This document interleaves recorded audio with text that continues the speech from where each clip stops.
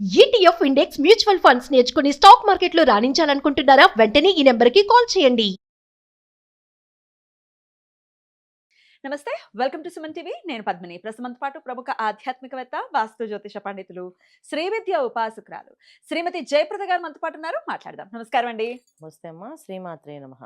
ఎలా ఉన్నారు జయప్రద గారు? చాలా బాగున్నాను. మీరు ఎలా ఉన్నారు? నేను బాగున్నాను. మీరు గ్రహాలకి సంబంధించి ఆ గ్రహాలు ఆధిపత్యంలో ఉన్నటువంటి నక్షత్రాలకి సంబంధించి సువివరంగా తెలియజేస్తూ ఉన్నారు. ఆ నక్షత్ర జాతకులు ఎలా ఉంటారు? సూర్యపాలిత నక్షత్రాలు అయితే సూర్యుడు ఆ నక్షత్రాల మీద ఎంత ఇంపాక్ట్ ని చూపిస్తూ ఉంటాడు, ఇవన్నీ కూడా చాలా అద్భుతంగా తెలియజేస్తూ ఉన్నారు. ఇంకా 3 గ్రహాలు మిగిలే ఉన్నాయి. చాలా రోజుల తర్వాత సమయం ఇచ్చారు కాబట్టి అయ్యో. బుధుడికి సంబంధించి ఈ వీడియోలో మనం మాట్లాడుకుందాం. బుధుడికి సంబంధించిన నక్షత్రాలు ఏమిటి? ఆ 3 నక్షత్రాలు ఏమిటి? అసలు వీళ్ళు ఎలా ఉంటారు జీవితంలో? అలాగే పైకి రావాలి అనంటే ఖచ్చితంగా వీళ్ళు మార్చుకోవాల్సినటువంటి అంశాలు ఏమిటి? ఇవన్నీ ఒక్కసారి మీ ద్వారా తెలుసుకోవాలనుకుంటున్నానండి. చాలా మంచి విషయమే. కాకపోతే ఏంటి, బుధ నక్షత్రాలు మార్చుకోవడం అనేది జరుగుతుందా అనేది ఒక సందేహం నాకుంది. అరెరెరెరెరె! అవునా?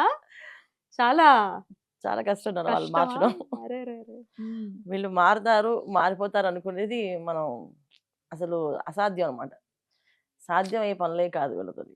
అయ్యో! అది నక్షత్రానికి ఆధిపత్యం మరి బుధుడు ఉండడం వల్ల అలా ఉంటారో మరి తెలియదు. హ్మ్. కాకపోతే వాళ్ళ లక్షణాలు అలాగా మరి హ్మ్. ఉండిపోయి తెలియదు. హ్మ్. 99% పీపుల్ నేను చూసిన వాళ్ళకి హ్మ్. బుధ నక్షత్రాలు మొత్తం ముగ్గురు యాజ్ టీజ్గా అలానే ఉండేవాళ్ళు. చాలా మందికి కష్టాలు వస్తాయి, బాధలు వస్తాయి, ఇబ్బందులు ఉంటాయి, చాలా కింద పడిపోయే పరిస్థితి ఉన్నా అయినా సరే వీళ్ళు మాత్రం ఏమి మారరు.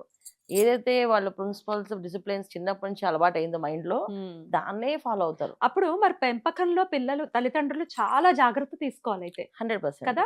తీసుకోవాలి. హ్మ్. మీరు అడిగిన క్వశ్చన్ మంచి క్వశ్చన్, అది హ్మ్. కరెక్టే. హ్మ్. తల్లిదండ్రులు జాగ్రత్త తీసుకుంటే వీళ్ళు మారే అవకాశాలు ఉంటాయి. ఎగ్జాక్ట్‌లీ.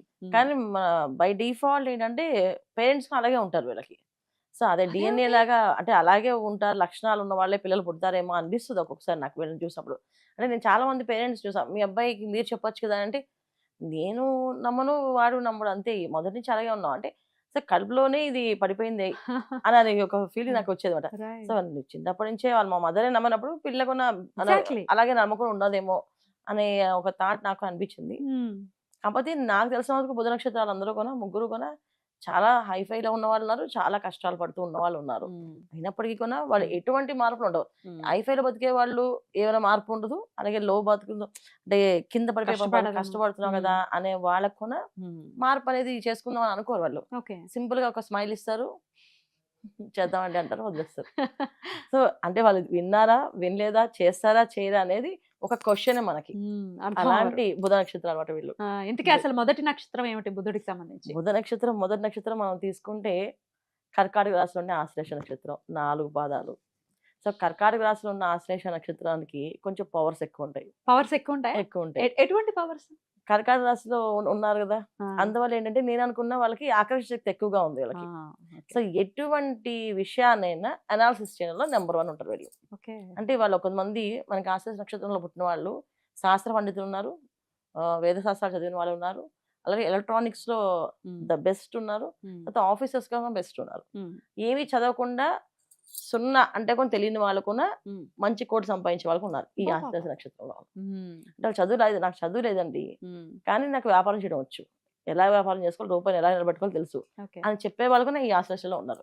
అంటే ఏంటంటే ఈ ఆశ్లేష నక్షత్రంలో పుట్టిన వాళ్ళు చంద్రుడు ఒక క్వాలిటీస్ వీళ్ళకి కొంచెం హ్మ్. ఖచ్చితంగా వచ్చి ఉంటాయి. హ్మ్. దానివల్ల ఏంటంటే ఆకర్షణ శక్తి, మాటల్లో ఒక ఆకర్షణ ఉంటుంది వీళ్ళకి. సో వాయిస్ చాలా బాగుంటుంది వీళ్ళకి హుహు. జనరల్‌గా. హుహు. 100% చాలా మందికి ఆశ్లేష నక్షత్రం వాళ్ళకి గొంతు చాలా బ్రహ్మాండంగా ఉంటుంది, స్పష్టంగా ఉంటుంది, వివరంగా చెప్తారు. చాలా తక్కువ మందికి, కొంతమందికి నెత్తొచ్చే అవకాశం ఉంటుంది, ఓకే. మాట తడబడే అవకాశం ఉంటుంది, కొంతమందికి చెవుడు వినిపించకపోవడం, మనం గట్టిగా మాట్లాడితే గాని వినిపించదు. హ్మ్. ఈ తత్వాలు తప్ప హ్మ్. మిగతా వరకు ఆశ్లేషలో ద బెస్ట్ అని చెప్పొచ్చు. అద్భుతం. వాళ్ళు చాలా బ్రహ్మాండంగా హ్మ్. రాణిస్తారు, హ్మ్. మంచిగా అన్ని విషయాల్లోనే ఇన్వాల్వ్‌మెంట్ ఉంటుంది. హ్మ్. మళ్ళీ ఇందులో మనం చాలా మంది మన దైవభక్తి అనేది విపరీతంగా ఉన్నవాళ్ళు ఉన్నారు, అసలు దేవుడిని నమ్మని వాళ్ళు కూడా ఉన్నారు. ఓకే. సేమ్ ఆశ్లేష నక్షత్రమే. 2 వైపులా 2 ఉంటాయి. వైపు ఉన్నారు.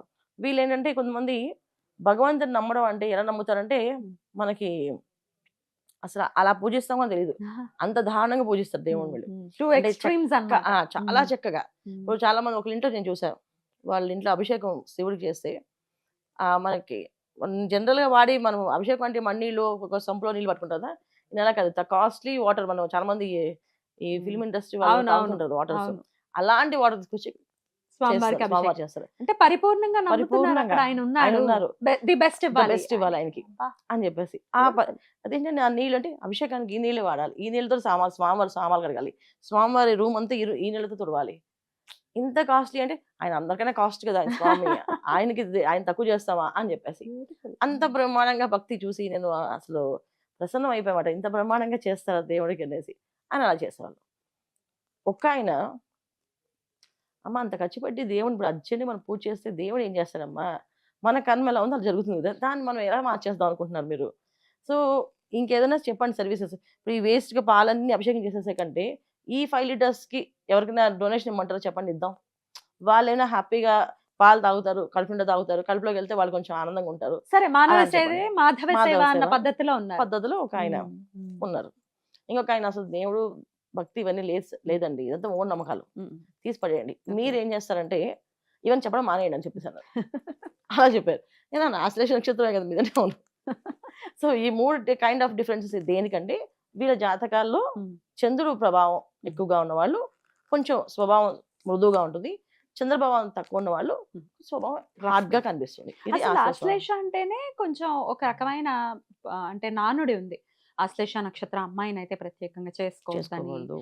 అవి ఒక మూఢత్వం చాలా గట్టిగా వినిపిస్తూ ఉంటుంది. లేకపోతే చాలా కోపం వీళ్ళకి, ఎందుకంటే సర్పాల అధిదేవత దేవత అని చెప్తూ ఉంటారు కదా, చాలా ఆదిశేషుడు. కోపం అంటారు కదా. మరి అవును. దీన్ని ఎలా చూస్తారు మీరు? ఆదిశేషుడు ఒక నక్షత్రం స్వభావం ఇది. కాకపోతే కోపం ఎక్కువ ఉండదు, పట్టుదల ఎక్కువగా ఉంటుంది. ఆడపిల్లలకి పట్టుదల ఎక్కువగా ఉంటే అది ఆ పట్టుదలతో సమాధానం చెప్పినప్పుడు అది కోపంగా అనిపిస్తుంది మనకి. సో అందువల్ల పట్టుదల ఎక్కువగా ఉంటుంది. ఒక పంతానికి వెళ్తే వదలరు. సో అది ఒక పడగ కింద లెక్క. మనం అంటే ఇప్పుడు పాము పగబడితే మనం చెప్తుందని చెప్పబడుతుంది, అలానే ఉంటుందేమో అని చెప్పి ఈ విధంగా ఖచ్చితంగా వీళ్ళు వద్దులేండి ఆ అమ్మాయిని చేసుకోవడం ఎందుకులే అని చెప్పి అనుకుంటారు. అదొకటి రీజన్ ఏం కాదు. సో ఆశ్లేష వాళ్ళు చాలా మంచి వాళ్ళు ఉన్నారు, బ్రహ్మాండంగా రాణించే వాళ్ళు ఉన్నారు. కానీ ఏం చేసినా వాళ్ళ దగ్గర మనం మార్చడం, వాళ్ళు చిన్నప్పుడు ఎలా పెరిగారో ఆ వాతావరణం తప్ప వాళ్ళు మారుద్దామని ప్రయత్నం చేస్తే మాత్రం మనం ఫెయిల్ అవుతుంది తప్ప మనం మార్చలేమండి. ఇది ఆశ్లేష. నెక్స్ట్ జ్యేష్ఠ గురించి చెప్పండి. అసలు జ్యేష్ఠ వాళ్ళు ఎలా ఉంటారు? వాళ్ళు మహా మొండి వాళ్ళు, చక్కగా నవ్వుతూ నవ్వుతూ ప్రతి ఒక్క ఆన్సర్ చమత్కారులు అనమాట చెప్పాలంటే. అంటే తిట్టడం వల్ల నవ్వుతూ తిట్టేస్తుంటారు మనుషుల్ని, ఏడిపించగా నవ్వుతూ అనేస్తుంటారు. సో ఎదుటి వాళ్ళకి వీళ్ళతో స్నేహం చేస్తే వీళ్ళంత బెస్ట్ స్నేహితులు ఉండరు అంతవరకు. వీళ్ళతో బిజినెస్ చేస్తే లాస్ అయిపోతాం. వాళ్ళతో డబ్బుకు సంబంధించిన విషయాల్లో వాళ్ళు చాలా వీక్. డబ్బు చేతులు నిలబడదు, వచ్చిన డబ్బు వచ్చినట్టుగా నీళ్ళలా ఖర్చు అయిపోతుంది. పైగా వాళ్ళు మన ఏమైనా ఖర్చు పెట్టే జల్సా రాయిలా అంటే అలానే కాదు, ఫ్యామిలీ పర్సన్స్ వీళ్ళు, ఫ్రెండ్స్ అందరూ వెళ్ళాలనుకో హోటల్లో ఫస్ట్ వీళ్ళకి కార్డు తీస్తారు, తీసేసాయి వీళ్ళ డబ్బులు ఉంటాయి. లేవనుకోండి అసలు వీళ్ళు వెళ్ళరు. ఈ టైంలో వెళ్ళడం వదిలే మేము వెళ్ళాం. వాళ్ళ దగ్గర ₹1 నెక్స్ట్ మంత్ ఏంటని ఆలోచించరు. ఇది వీళ్ళ తత్వం. రెండో తత్వం వీళ్ళ దగ్గర ఏంటంటే దేవుణ్ణి పూజలు పునస్కారాలు అస్సలు నమ్మరు. 90% పీపుల్ నేను చూసాను ఒక్కరు కూడా నమ్మలేదు దేవుణ్ణి. ఒకటి గుడికి వెళ్ళి దండం పెట్టుకొని దండం కొందరు చాలా మంది జ్యోతిషాలే నమ్మరు. ఇవి ఒక ఆవిడ అడిగింది, జ్యోతిషం వాళ్ళకే తెలియదు మనకేం చెప్తారు అని అడిగింది. చాలా విచిత్రంగా మీరు చాలా బాగా మాట్లాడుతున్నారు, బాగాలేదు మంచిదే ఉండి అలాగా, కానీ ఇంకొకసారి ఇప్పుడు అనకండి జ్యోతిషం వాళ్ళకే తెలియదు వాళ్ళు మనకేం చెప్తారు అని మాత్రం అనకండి. ఎందుకంటే కర్మని ఇంకా మూట కట్టుకుంటారు, మీరు కట్టుకోకండి దయచేసి. మీరు నమ్మకపోతే అది మీ అభిప్రాయం ఉంచేసుకోండి, కానీ వాళ్ళకే తెలియదు మనకేం చెప్తారు అనే పదాన్ని మీరు వాడకూడదు. ఎందుకంటే మీకున్న ప్రాబ్లం ఏంటంటే మీరు వృశ్చిక రాశిలో పడ్డమే మీకున్న ప్రాబ్లం.